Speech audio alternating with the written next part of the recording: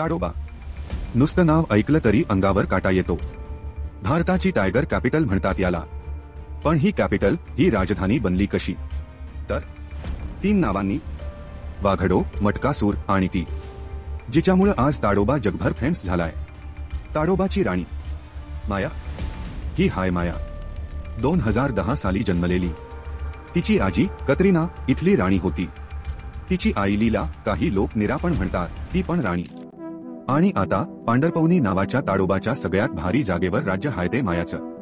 पण राणी बनणं सोपं नसतं. तिचा हा जो भारी एरिया हाय ना, तो सगळ्याच नर वाघांना मेल टायगर पाहिजे असतो. मग माया काय करते? आपल्या बछड्यांना वाचवायचं कसं? इथंच माया तिची खतरनाक टेक्निक वापरते, ज्याला फेक मेटिंग म्हणतात. जेव्हा कोणता नवीन नर वाघ तिच्या एरियात येतो, तेव्हा ती त्याच्यासोबत मुद्दाम फिरते, जसं काही ती त्याच्यासोबत मेटिंग करणार आहे. त्या नर वाघाला वाटतं की हे बछडे आपलेच आहे, आणि तो त्यांना मारत नाही. माया अशीच हाय, डोक्यानं खेळते. ती आता 12 वर्षांची झालीये, वय झालं, पण रुबा तो तसाच हाय. पण ताडोबात फक्त एकच राणी नाही. मायाच्या बाजूला जामनी लेकच्या एरियात दुसरी एक राणी हाय. नाव तिचं छोटी तारा. आणि ही बाई मायाच्या एकदम उलटी. मायाला तिचं राज्य कुणाला दिलेलं आवडत नाही, पण छोटी तारा ती बिनधास्त. तिने आपलं जामनी लेकच राज्य आपल्या 2 पोरींना, बिजली आणि रोमा, यांना वाटून दिलंय. ती आता 14 वर्षांची झालीये. तिला आता लढाया नकोत.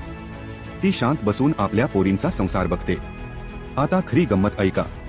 या 2 राण्यांची नावं वेगळी असली तरी यांची ब्लडलाईन एकाच जागी येऊन मिळते.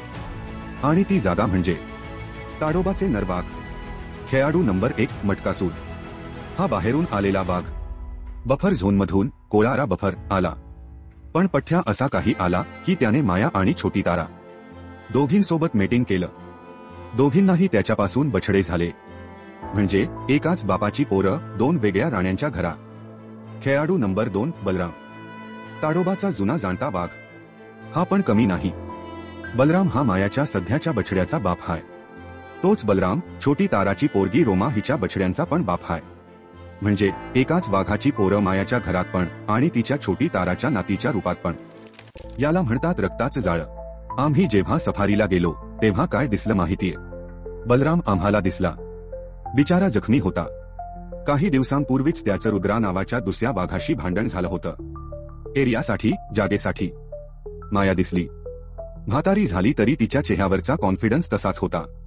आणि सगळ्यात भारी, जामनी लेकजवळ छोटी तारा, आई, तिची पोरगी बिजली आणि युवराज नावाचा एक नरवाघ. तिघे एकाच जागी दिसले. गाईडने सांगितलं, हे बघा, निसर्गाचं चक्र. काल छोटी तारा होती, आज तिची पोर बिजली हाय. उद्या बिजलीची पोरं इथं राज्य करतील. हाच तर ताडोबाच्या ब्लडलाईनचा खरा खेळ हाय.